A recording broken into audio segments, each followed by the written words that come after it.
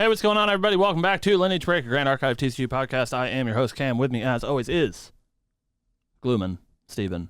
Hello, Steven. Hello, Cameron. Good morning, good afternoon. Good evening and good night. Good evening and good night. That's been the show. We'll see you next week. Hey, Steve. Hey. How you doing? It's a Good Friday. Is it Good Friday? It's not Good Friday. Like the religious No. It is a Good Friday. But there's only it's one warm Good outside. Friday. It's Do you Good go Friday. outside? It's warm outside. It is warm outside. It's a crisp 34 degrees, so we're above freezing. Yeah, it's fucked. I walked outside. We made it 60 seconds without me using the F word. Monetization. I walked outside to get into Steven's car. And I got in the car and was like, "Damn, it's warm out today." And he was like, "It's 33." And I was like, "Yeah, that's true." But it has been in the teens the past few days. So. It's been warped cold. I mean, like, we live in Massachusetts, but like it's been pretty bad. But today it's not so bad. So hopefully, all of those that are traveling this weekend. Yeah, I think most of them are from cold climates. So Is it gonna be cold tomorrow? Oh, hi, Tyler. Oh, hi, Tyler. There is a giant Arctic front apparently coming in. Oh, cool. On the 19th, and Yeah. it's supposed to last until like the 25th, Oh, great. and it's supposed to like negative. On the 19th, though.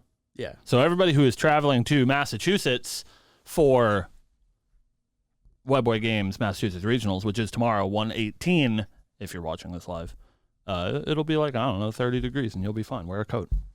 And then on Sunday, we're never going to leave a building because it'll be -5 or something. Yeah, it's supposed to be so like actually massive. Like northern Florida is supposed to get snow. Ugh. That's how cold it's supposed to be. Ugh. Like all over the country. Ugh. Hey, I hate that. But yeah, it's a good day. Good day to be here. We do have our regionals tomorrow, so we're getting locked in for regionals. Should be a good show. We're gonna have some Ascent winners, some Ascent top 8 gamers, yeah. all traveling in for Massachusetts regionals. So it's gonna be a good time. Very competitive field. We're happy to host everybody. So yeah, we're excited for that. Yep. But we sorry, go ahead. Oh, I was gonna say just a good competitive field for our regionals. Yeah, we love it. Come up to Massachusetts. It's a great time. We try to do our best. So we wanted to talk a little bit about Alter. We said last week that we wanted to talk about the ALC Alter release, as it did come out day of recording last week, but it's been out for a week. And so we want to talk a little bit about the sort of implications of the cards in the set. Also, I want to talk about the set itself a little bit, which is not what we expected to be talking about today, but we have to address some quality issues. Well, we have to nix all of the sycophant accusations, and bring attention to things that are bad. But before we do that, let's talk a little bit about Alter as a set with the cards in it. Yeah. I'm a little shocked, Steven. Yeah.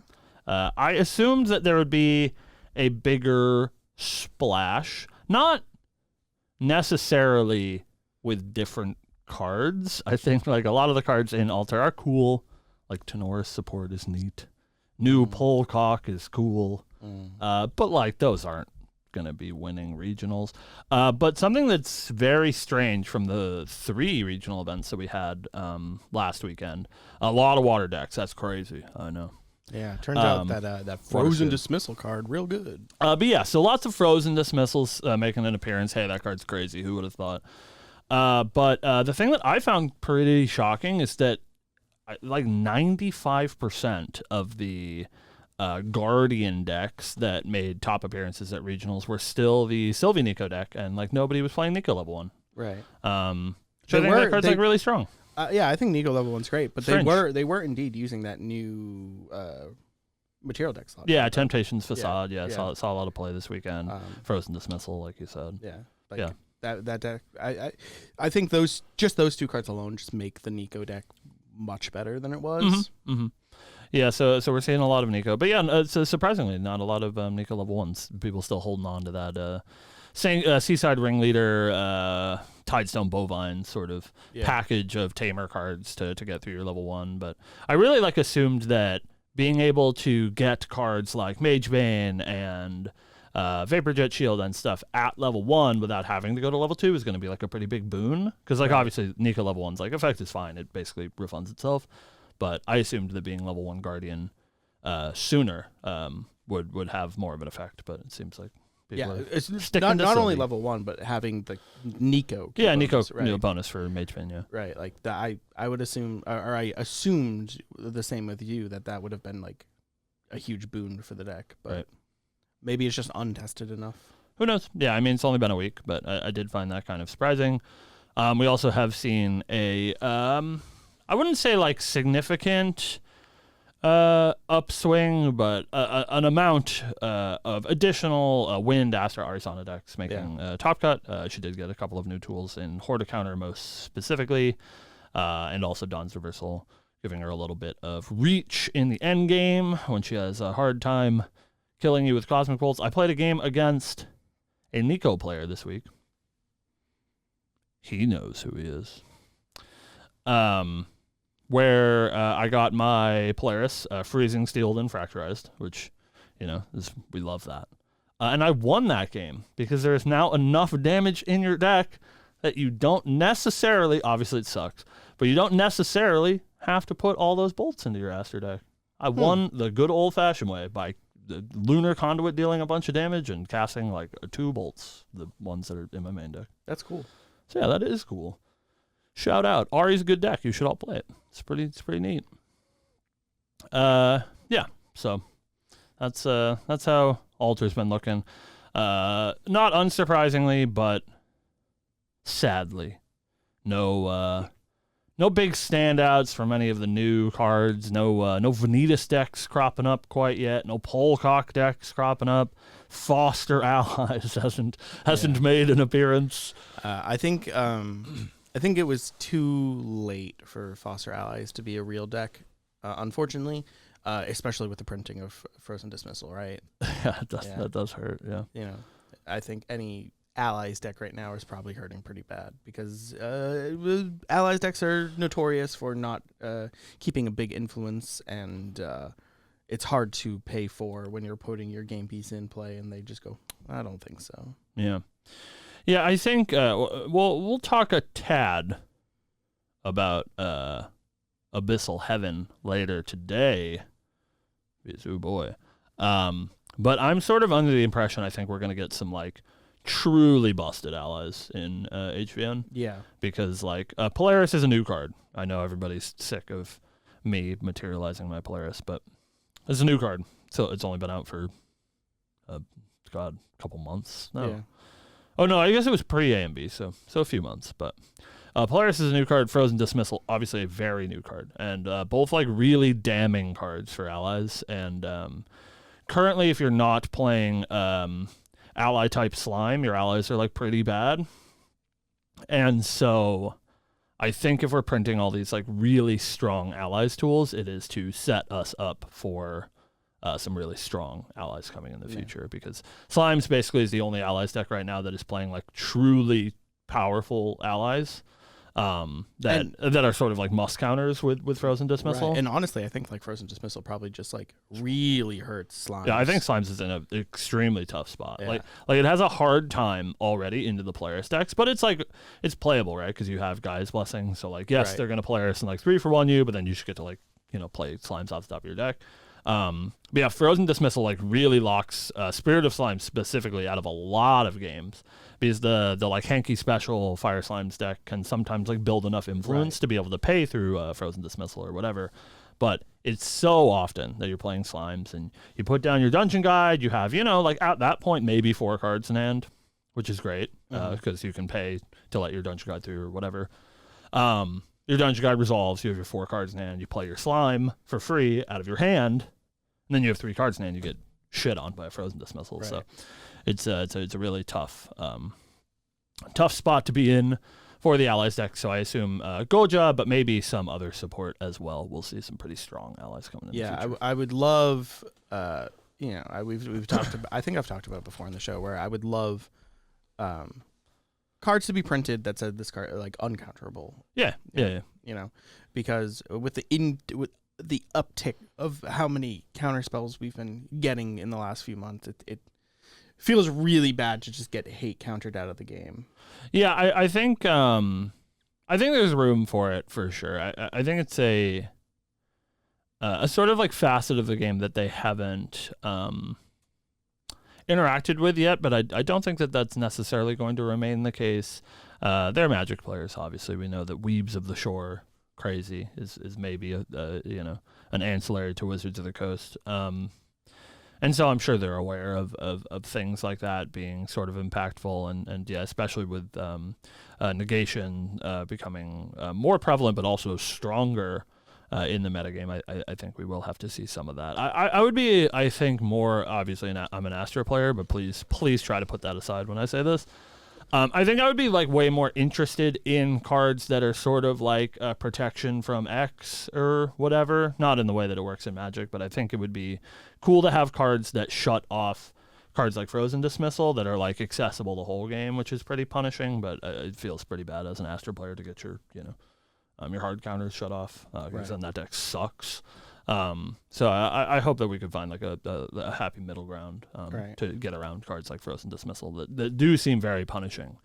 Now for the Allies decks is even like the reason why that card's so crazy is like surely it's bad in some matchups. However, like most of those matchups, like it's bad into Windari. But it's a Dungeon Guide deck, and you can sometimes just hold them hostage like you would with a Stifling Trap from being able to cast their Dungeon Guide. Because having 4 card stands a lot. Yeah.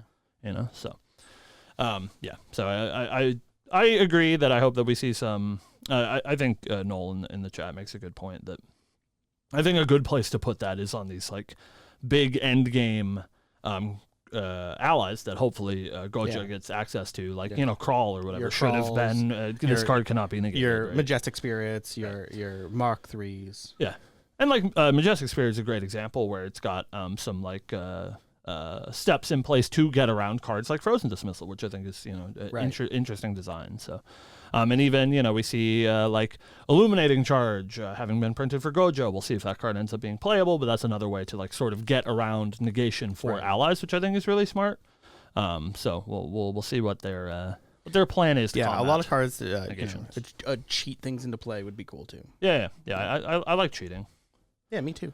I've said a couple of times, I don't want to go on like a long rant. I usually do this in person so that you guys don't have to deal with it on the internet, but I like powerful cards. I'm a person that likes powerful things, and so I know that sometimes in Grand Archive people can get discouraged or sort of tired of certain strategies. I know that Icebound Slam, dubbed by True Champion Gaming as IBS, which I like a lot.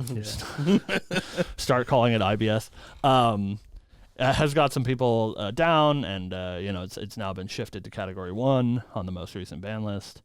But I don't think that the solution is always to ban powerful cards. I think that this is a game that's always been full of powerful cards, and in the history of the game, there's always been decks doing powerful things, and I hope that it stays that way. I hope that we don't sort of like tone the game down to be this like very muted 2-3 ally based slugfest like it was sometimes in DOA, because I think the coolest part about Grand Archive are the very powerful cards that you can play. So that's my hot take. Speaking of hot takes, now that I've defended Grand Archive, we got our Alter product in hand, Steven. I have not opened much, but I have seen the cards. And you're going to be opening some. Maybe. Maybe. Who knows? Keep an eye on the channel. That's all I'm saying. Yeah. There's some issues. That maybe I'm sure you guys have seen pictures. I'm sure you guys have maybe touched Alter cards. So Alter cards have this problem. I was thinking about getting up to grab some on camera, but you won't be able to tell. Which is it's an odd one, and I had hoped it was just like our shipment of Alter, but it seems like most people that I've seen post have this issue. And I don't want to say it's that the cards are curling, because they're not really, but they are warping. They're like curved already. It's not like it's like you open a new pack of Magic cards, right? Right. And they're flat as a board, and then you put them on the table for 15 seconds, and they turn into taquitos, right? It's not that. It's like you open them out of the pack, and they have this like curve to them that's not like extremely noticeable, but it's enough that if you press the center of the card, it pops. You know, like it'll pop back and forth because it's got a bit of a curve in the center. Right. But it's on all of the cards. It's not even just foils. It's on all of them, like straight out of the pack. They have this like weird popping issue. And I've seen some people that have foils that are like a little bit worse. I think that that's probably not always the case. Like any of the foils that I saw, at least anecdotally this weekend, were about the same as the normal ones, but they do all have that like strange popping issue. Which is fine once you put it in a sleeve, but it's yeah, I mean, like, it's disheartening when you spend the amount of money people spend on the game. Yeah, I don't think it's this sort of like a meteoric issue if it's for the right reasons. I think, if that makes sense. Mm-hmm. Like Steve said, I think 99% of these cards you'll be able to put in a sleeve, especially if it's double sleeve, and then you won't be able to tell. So it's not going to the curve does not seem as aggressive as something like the SP foils, right? That are like really curved and hard to play sometimes in a competitive deck. But it is worrisome if it's not for the right reasons. We haven't gotten any like official word from the company yet, so I don't want to like put words in their mouth or whatever. I don't work for them until they hire me. But if this is a mistake, and things just the thing about weebs is that they're always sort of iterating, right? Like they're always trying to perfect their craft, and so we've seen like somewhere along the ways like things change either intentionally or unintentionally. We saw that with like the it was the A and B foils that were really dark, right, which was just like a color correction issue because they're trying to perfect their craft. They're a new company, they're a small company. That is totally reasonable. I have no qualms about that. But I'm hoping that this is a like, yeah, this didn't turn out the way that we wanted it to, and we're going to fix it for the future, and not a like, this is the way that we've been making cards has been too expensive, and now we have to scale back a little bit. Right. And I have to assume it's the former. They're not the type of people that would be making that sort of conscious decision. So I assume this is sort of a mistake. And that's okay. Mistakes happen. One thing that I do want to quell is a lot of people are like pointing to this issue and they're like, it's because the card stock's thinner or something. That I think has actually officially been debunked. According to Celadar, there's like I think it's like a 7%-ish, or it's a 4%, either plus or minus in like card thickness that just happens the way that they do their manufacturing process, and that's usually imperceptible to the human eye. It's 4% of a card that's this fucking big. Right. And also I think it's the same for weight. There's like a 7%-ish give and take on card weight. So that one's not like super concerning, but yeah, this popping issue is tough. I can't say that I'm thrilled as somebody that is missing a bunch of like Astrofoils, and I was like, oh, Alter's coming out, and I want to like buy all the Astrofoils because they're going to be an Alter, and so they'll be a little bit more abundant. But now I'm like a little concerned because they're like a little bit warped, and do I want to buy those little bit warped foils? Because foils are a lot of money, especially especially now. Yeah, those Alter exclusive foils are going for insane prices. I've seen a couple of hoarder counters posted online for $150 or something. If you look at the TCG player foil prices for Alter. ALC Alter, it's crazy. Yeah. Somebody's got I think it's a Gale Stream Insight up for $75. And that's Sweet. Just like turbo bad foil rare, Yeah. I don't know. But yeah, so we're gonna keep an eye on it. Hopefully we get an official word from the company. I think that would quell a lot of people's sort of issues with it if we got some sort of, hey, sorry, we made a mistake. And the nice thing about Alter is that since it's being sort of printed in perpetuity for at least the next few years, if we assume it's like DOA Alter, which did get a announced closure date, like when it came out, that in 2025 they'll stop printing DOA Alter, but I don't think we got one of those for ALC Alter, so I don't know exactly how long it'll be in print, but If it is printed in multiple waves, hopefully this will be fixed for future waves. Or maybe it's already fixed for future waves, and this one just had some sort of exterior issues that were applied to it, and this wave just has this weird issue. I don't know. Yeah. I mean, mistakes happen. We're not like uber upset, but it is something that's worth noting. Yep. To err is human. Yeah. But on a more positive note, one other thing that I saw about this, which I find interesting, and I would like to bring up to you, Stephen, keep you in the dark so I can get your unfettered opinion on the matter. Silidar, hi Sil, did confirm, did some chatting. He was in, I don't know, I think it was Merlin's or one of the Discords, doing some chatting. And he confirmed when people were talking about this ALC Alter problem, that ALC Alter is not the new foiling process. So regardless of this, which I think unknown curling issue, because like even pre-AMB cards weren't curled out of the box. No. Like sure they were regular foils, so sometimes they would curl because they're regular foil cards, but they weren't like this. So unrelated. ALC Alter is not the new foiling process, so it doesn't have that non-curving foil thing, which I think probably, if it did, would mean the regular cards would have this issue, and then the foil cards would probably be flat, which would be very strange. But since it does not have the new foiling process, they all sort of find that curve. And that makes sense, because ALC Alter is out now, and it's AMB forward is being printed with the new foiling process, and that was confirmed as well, that HUN will be the new foiling process. Everything going forward will be the new foiling process. But the interesting part about that, which I think gives us some insight into the Weaves of the Shore pipeline, is that ALC Alter seems to have been printed before AMB, because it was AMB forward, right? So ALC Alter printed before AMB. And also announces that MRC Alter will also not have the new foiling process.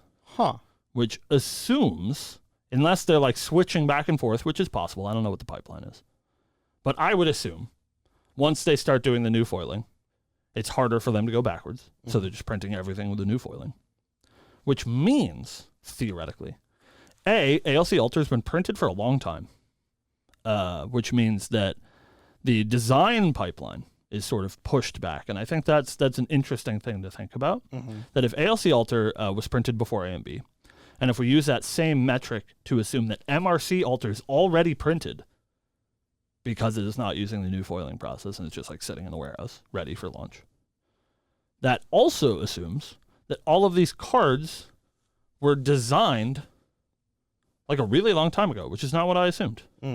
I assumed that things were like sort of designed in sequence of release, but perhaps the MRC cards and these AMB cards were designed before this, even like entire AMB like metagame was sort of discovered, right? They were maybe designed 9 months ago, a year ago. Yeah, that would make sense to me, I think. Which I think is very interesting insight into the Maybe pipeline. Maybe these cards were designed after the initial reactions to the slime deck, because I could see a lot of these cards being good into the slime deck and into the Tristan deck. Yeah, like frozen dismissals. Dismissals and hoarder counters. And I could see them designing that, like going back and redesigning stuff specifically to deal with the complaints of the player base, right? Like. It's like, oh man, this deck is so hard. Or this, slimes are so good. They're so broken. Storm slime's so good. It's like, well, how about you pay 4 more for that storm slime? Right. So I could see them like, around the time of Worlds, maybe designing these cards and then getting them printed up. Yeah, I mean, I don't think it's insane if we trust the Weebs team, and I do. Whenever they've talked about it. They said that so far, at least in the game's history, they haven't really been like blindsided by any of these meta decks. It's not like the Magic developers that don't know what they're doing. So like obviously they're designing with a future meta in mind, just one that the players actually haven't touched, which I find pretty interesting, because I just assumed that our sort of schedule was also the design schedule. Like obviously things are made far in advance. It's not like these AMB cards were made yesterday and then they printed them. But I did sort of assume that they were designed in sequence, but I just found it interesting to muse that perhaps ALC and MRC Alter cards were designed a long time ago, and they're already out and printed, and they're just sitting in a warehouse ready to be released in a few months for MRC. And so I'm really I think we're close enough, right, with ALC Alter to the assumed time that it was designed that, like you said, all these cards still make sense. But I really wonder how the MRC cards will land, because they're landing not only after A and B but after HVN. So we'll be in like a basically distinctly new format from when MRC was initially released.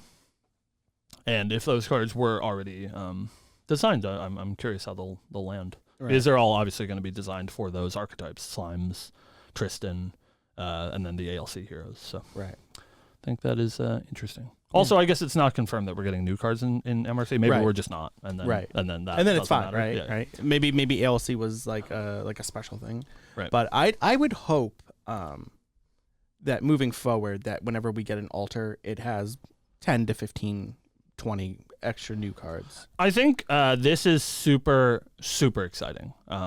We can pivot back to our sycophant roots. Where as a person playing the game, I think it is like truly awesome that right now, like, we have our regionals tomorrow. There's a whole bunch of regionals in last week, but in the next few weeks as well, where like AMB's been out for a long time, and so this is usually like, remember the end of the MRC format, and we were all just like guns to our heads going into a room full of slimes. Right. It's super cool to get this, like, even though like we said, it hasn't made this like huge meteoric shift, there are new things to discover and like new deck archetypes, and I'm like not unconvinced that there's some like Vanitas deck out there that's going to pop up in the next couple of weeks. Yeah, honestly, we have a local player that's been playing it, and it's good. Scary. Yeah. It's scary sometimes. Right. Like, I went from 0 to 25 in a turn, and I was like, oh, I didn't know that you could do that. No spoilers. But yeah, I think it's super cool to get this like refresh of the meta, because like if you look at your wrist, HVN's like 6 weeks from now. Yeah, it's like really close actually. Like we have a new set in 6 weeks, and obviously it feels like we just got a new set last week because we have these new 20 cards to care about. Right. We just we got that fun time here at the store where all of our locals sit down and rip a bunch of boxes, and so yeah, it's super cool. I hope that they continue to do this. I think it's a great way to incentivize in-franchise players to buy product, because the game is still growing, and I can say we didn't get a metric ton of ALC here at the store, but we got like 30-ish boxes, and I'm sold out.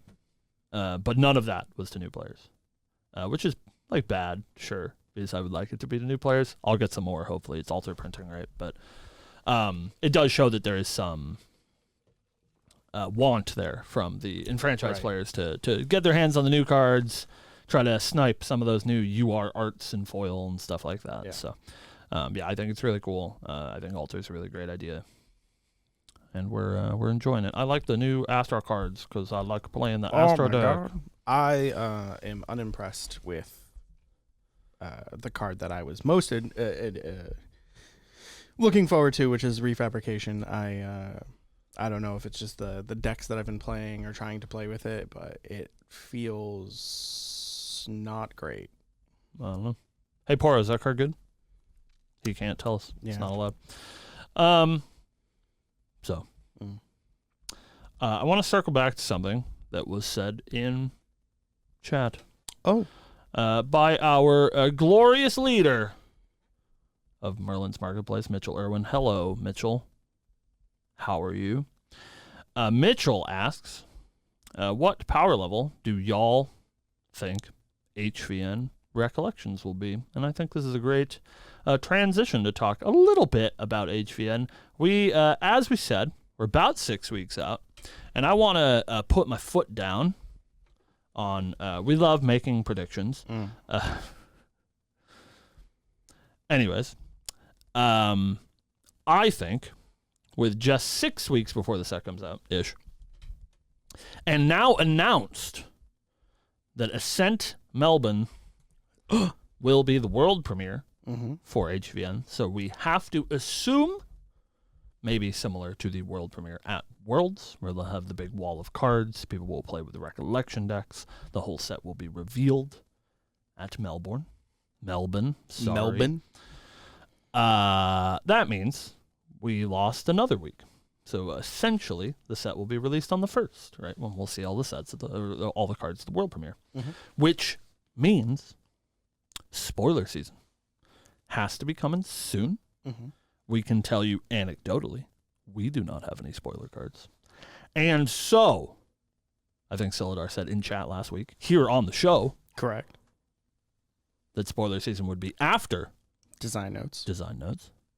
And so, we could make the assumption that design notes will be revealed at Utrecht, which is our next big event. Yeah, I think so. Not however, but because, hence, we need time for, spoiler season. Right. And that usually is 4 weeks before we get the full set. Yeah. So Melbourne, and then probably start seeing spoilers go out after Melbourne, after design notes. Utrecht. Utrecht. Yeah, not Melbourne. Melbourne's, yeah.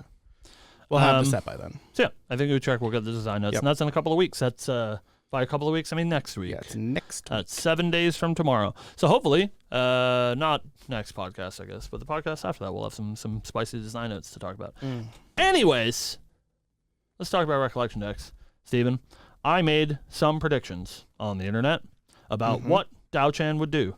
Thank you all for engaging with that tweet. It did huge numbers for no reason, because people like me saying things that are clearly wrong. And I do want to point out, both to the Weebs team that can trust me, and you, the people, everybody when I posted that were like, he's got insider information. He knows. I was so wrong. Just unequivocally incorrect about everything that I said. Yeah. Because we've now seen Diao Chen's level 3. Yeah. However, what we're bearing the lead on is that when we were talking about the melodies and the harmonies, we actually meant it was supposed to be Goja that's going to do that. Yeah, that's what we meant. We meant that Goja is going to do that. Right. Yeah. But yeah, Cam, tell us all about your new wife. Oh my gosh, so hot.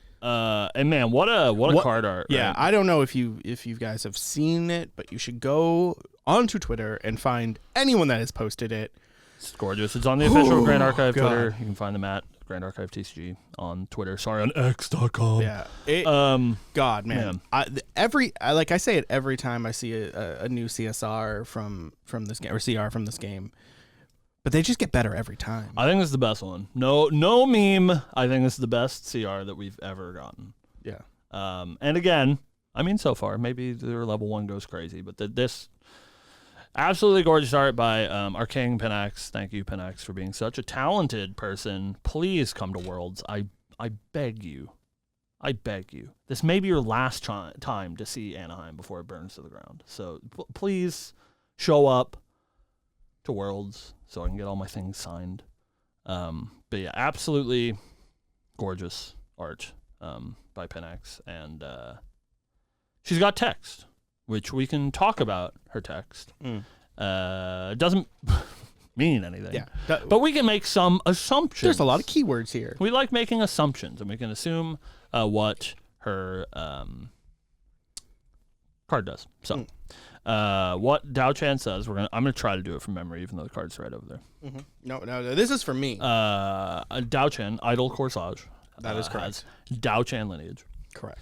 Level 3 Terra. Correct. She says, on enter. Yeah, there we go. She's covered his phone. On enter, you may put a wither counter on any number. Obviously, it's not going to be the exact. I thought we were word for wording this. Literally can't. Okay. On enter, you may put a wither counter on any number of non-champion objects. Yep.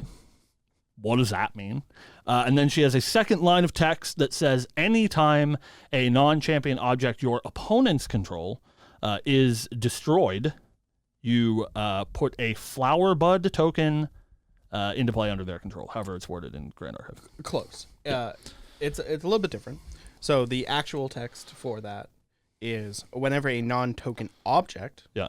Doesn't say champion. I said object. You said non-champion object. Yeah, sorry. If you blow up their champion, sure. That's token object. Sure. An opponent controls is destroyed. You may banish it. If you do, make a flower bud token. Yeah, sure. So yeah, every time you blow one of their things up, you can banish it, and if you do, you make flower bud. Yep. Man, what does any of this mean? First of all, I just want to say, flavor is cool. I'm a big fan of flavor, and I made a post in one of the Discords, probably Merlin's, because that's where I do all my shit posting, where I was like, I think champion individuality is really neat, and somebody was like, "Are you being sarcastic?" I was like, "No, I like really think that champion individuality is really cool." This is part of the reason why I'm so upset about the like Kong Ming Merlin thing, is because I think like champions doing the thing that their champion does is the coolest part about these like hero driven card games, this one and any of the other ones, where like I want my champion to do a thing that only my champion does. I don't want it to be like Lorraine is a perfect example. Like Lorraine gets sword back at level 3, and it's like, yeah, but like anybody can play swords. Right. It's not Lorraine doing a Lorraine thing. She's just like vaguely class identity to warrior, right? And I understand she's old and a pillar of the game. I'm not trying to make fun of Lorraine, but I think it's really cool when we like sort of drill down and do these very champion specific things. Obviously, I'm a huge Arisana fan because all of the Arisana mechanics are just Arisana's mechanics. I think that's really cool with like Diana as well. Anybody that just like, I do my thing and nobody else can do my thing because this is my thing. And so that seems to be what Diao Chen's going to be doing. She's got this sort of flower theme. Obviously, her level 3 name is Idle Corsage. She's got so much like flower iconography on the art and in a lot of her cards. And so we have this idea of these withering plants that are then reborn into flower bud tokens, and that sort of fits with that Terra theme as well. So I think that the flavor is an absolute win. Sick flavor. She's super cool. Obviously, we don't know what she does. I think we can make some assumptions. Her being a cleric, which is typically a slower class and a little bit more controlling, and the way that this card is worded really does lean her towards that control game style. My very much assumption on what these tokens do, obviously we won't see until next week. No, I don't have any insider info. Is that wither tokens that you put, assumingly only on your opponent's stuff, even though you're allowed to put it on your stuff, after some amount of time destroys that object. It'll be like at the end of the controller's next turn, or maybe it's, some sort of tracking mechanic, which I think would probably be annoying. So I assume it's some sort of stop. It says, hey, at the end of your next turn, if it has a wither token, it blows up, or maybe you can like pay some amount of resources to remove it, right? It's like the end of the controller's next turn, this is destroyed unless they pay 2 or something. Right. Some way to give a sort of like ticking clock to these plants that are dying and withering. And then when they blow up, they make this flower bud token, and I have to assume that either on the token itself or through Diao Chen's card pool, these flower bud tokens will be the way that she kills you. Some, sort of burning mechanic or something. Maybe at the beginning of your recollection, they ping you or something for each flower bud you have. Which sounds sick. I'm just like so super into it, and I can I'm see where they're going with it. I'm actually like super excited on her. She's very cool. I love these keywords. I love she's a supposed villain. Yeah, based off she's evil. The world's art, and then she's just so beautiful with like the bright flowers and bright colors.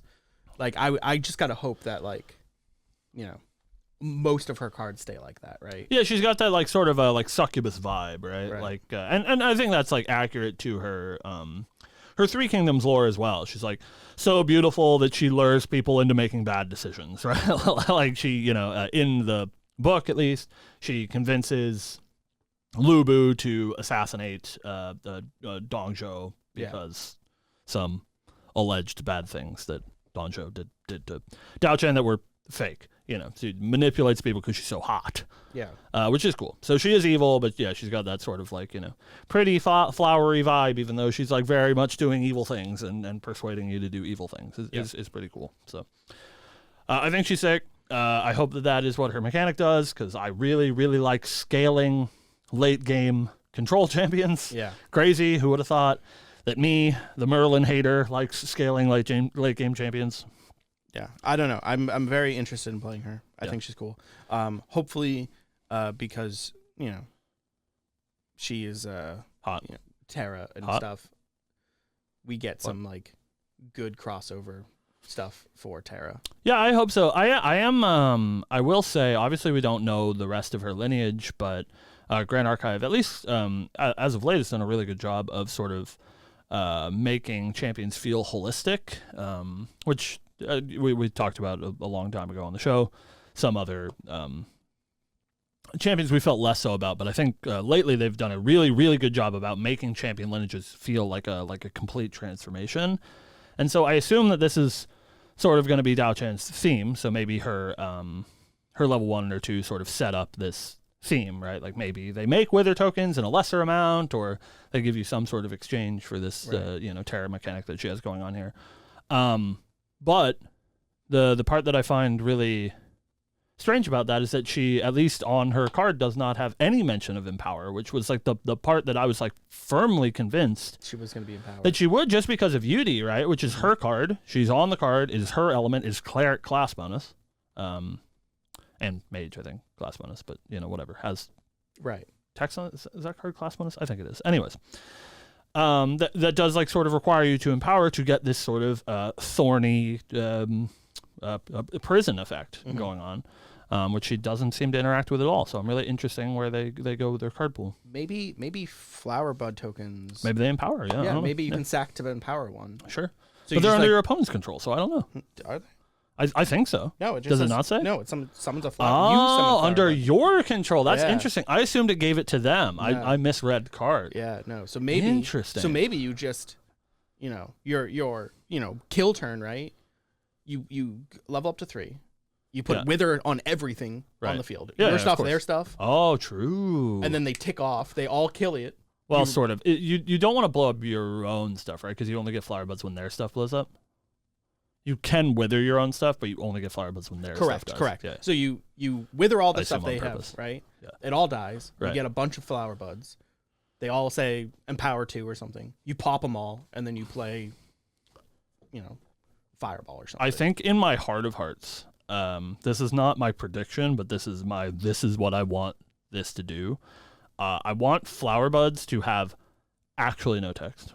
I want them to be full art, beautiful flower cards. buds, and I want them to have actually 0 text, and then have cards that do something. Yeah, that care about flower buds, which I think is so cool. Right. I'm like really, really into those. Yeah, like sort of.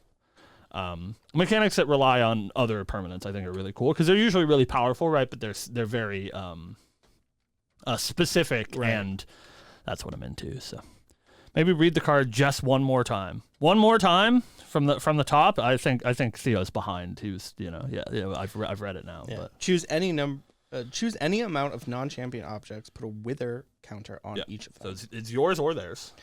Whenever a non-token object in opponent controls is destroyed, so only their stuff, you may banish it. Yeah. If you do that player summons a flower bud. I am smart. Yeah. I am smart. I can read. I read the first time. You, Steven. You damned me. I read wrong. You damned me, Steven. I read wrong. Yeah, so you give my brain work. You give it to them. Yeah, you give it to them. So I assume it's some sort of detrimental mechanic for them. So maybe similar to like a Creeping Torment that you just keep giving to them, and then you play something that says. However, same deal. I hope that they have no text. That's my hope of hopes. Yeah. So you give them all to them, and then you say, "I play Evergarden, and for each flower bud you have, it blooms and you die." Yeah. Think about like Burst Asunder or whatever, right? I want like Burst Asunder effects that are on flower buds. Yeah. So exactly, yeah. The flowers bloom and you destroy them, and for each one destroyed, you lightning bolt them, right? Would be so cool. Yeah, I would be super into that. So, please, can't wait. Please tell me, please. Can I have that? Yeah, that's They'll show us in the design notes, so I don't want that as our spoiler. But I really want to know what those fucking tokens do, man. It'd be so funny if they gave us the cool. flower bud.